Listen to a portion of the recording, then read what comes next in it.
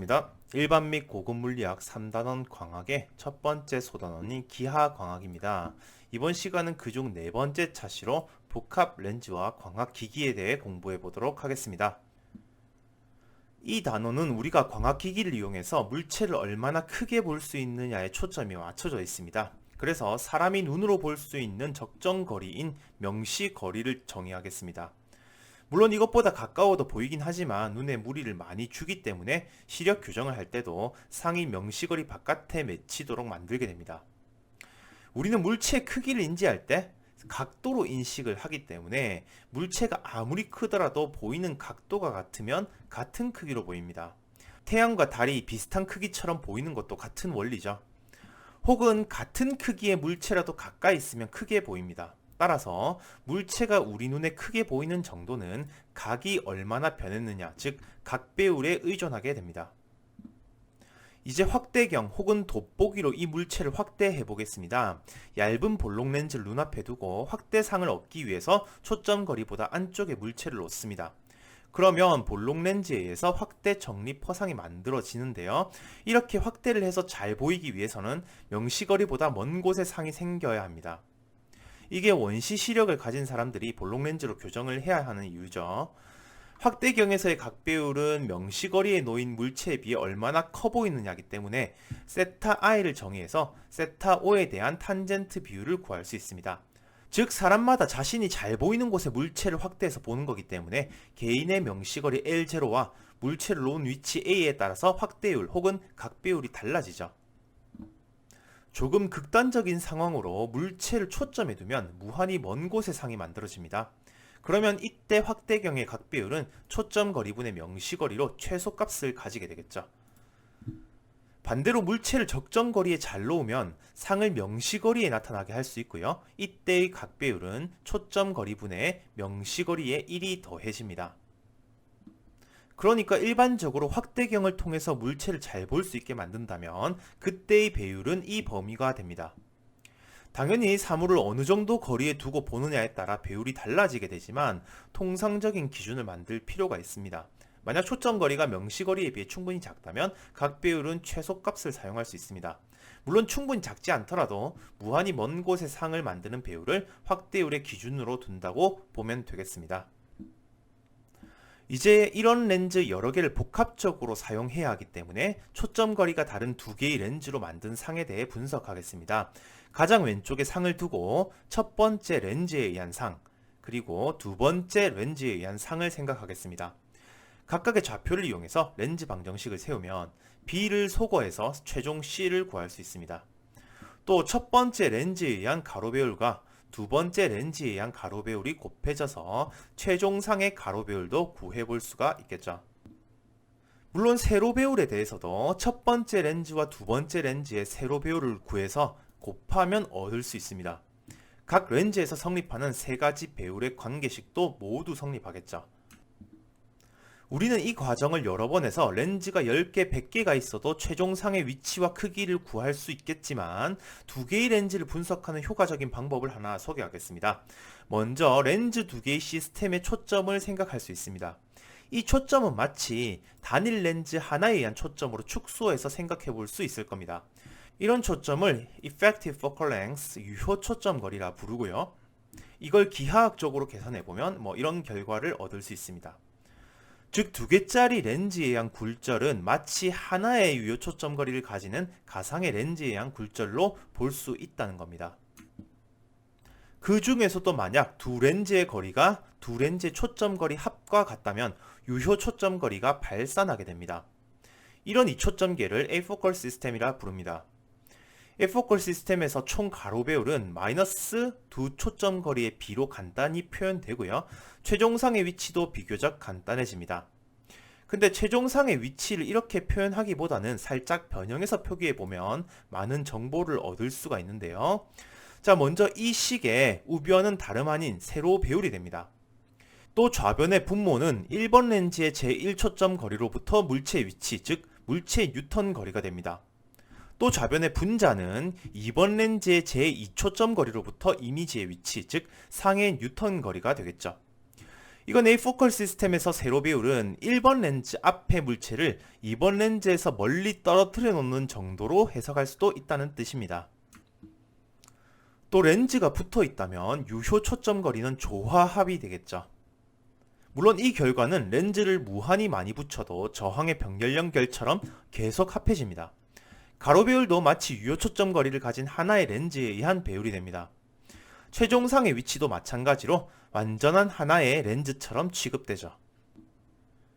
이제 복합 렌즈를 사용한 망원경의 원리를 분석하겠습니다. 그 중에서도 갈릴레오가 만들었던 볼록 렌즈 하나와 오목 렌즈 하나를 이용한 굴절 망원경을 소개하겠습니다. 대물 렌즈로는 볼록 렌즈를, 접안 렌즈로는 오목 렌즈를 사용했었죠. 이걸로 멀리 있는 물체를 보기 위해서는 평행광선을 또 다른 평행광선으로 만들어야 하는데요. 이러기 위해서는 두 초점 거리 합이 렌즈 사이의 거리, 즉 경통의 길이가 되어야 합니다. 즉 망원경은 A포컬 시스템이죠. A포컬 시스템의 가로 배율은 마이너스 대물 렌즈의 초점 거리 분의 접안 렌즈의 초점 거리고, 갈릴레오 망원경에서 이 값은 양수기 때문에 축소 정립상으로 나타나게 됩니다. 좀 더 자세히 보겠습니다. 대물 렌즈의 왼쪽 충분히 먼 곳에 물체가 있을 때 만들어지는 상의 위치를 작도로 추정하면 정립 허상이 만들어지는 것을 알 수 있습니다.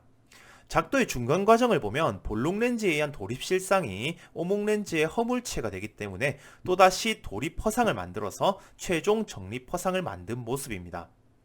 자, 그러면 Y값의 비율이 바로 최종 가로 배율이 되겠죠. 그런데 일반적으로 대물 렌즈의 초점 거리는 오목 렌즈 절대값보다 높은 걸 쓰게 되기 때문에 이렇게 되면 항상 축소 정립상이 생기게 됩니다. 이러면 실제 물체가 크게 보이는 정도인 각 배율이 가로 배율의 역수기 때문에 축소 정립상이 된 비율만큼 우리 눈에는 크게 보이게 되겠죠. 이건 망원경의 세로 배율 비만큼 물체를 가깝게 놓은 효과를 주기 때문인데요.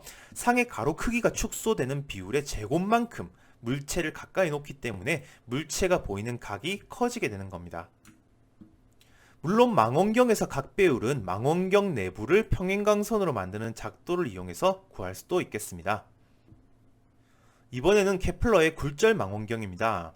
케플러가 굴절 광학책에 썼던 굴절 망원경은 갈릴레오의 망원경과는 다르게 볼록 렌즈를 접안 렌즈로 사용합니다. 그래서 빛의 경로가 경통 내부에서 한번 교차되고 도립상이 생기게 될 겁니다. 경통의 길이는 A포컬 시스템이 되도록 만들기 때문에 갈릴레오의 망원경과 초점 거리의 부호만 다르지 최종 가로 배율과 각 배율도 갈릴레오의 망원경과 같이 초점 거리 비로 나타나게 됩니다. 마찬가지로 대물 렌즈의 왼쪽 충분히 먼 곳에 물체를 놓고 작도를 해보면 축소 도립 허상이 나타남을 알 수 있습니다. 이미지의 위치 역시 원래 물체의 위치를 가로 배율의 제곱의 역수만큼 가까이 놓기 때문에 상이 축소된 비율만큼 크게 보이게 됩니다.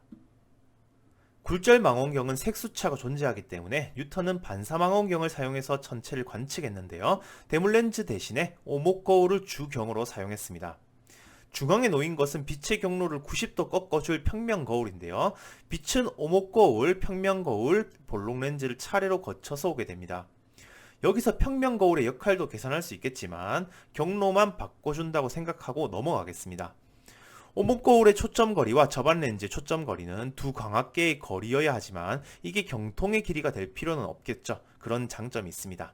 어쨌든 뉴턴의 반사 망원경도 A포컬 시스템이기 때문에 초점 거리 비율이 배율이 되겠습니다.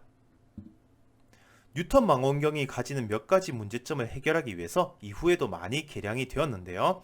카세그링이 만든 카세그린식 망원경은 평면 거울 대신 쌍곡면으로 된 부경을 사용해서 주초점을 부초점으로 옮겨주는 방식을 추가했습니다.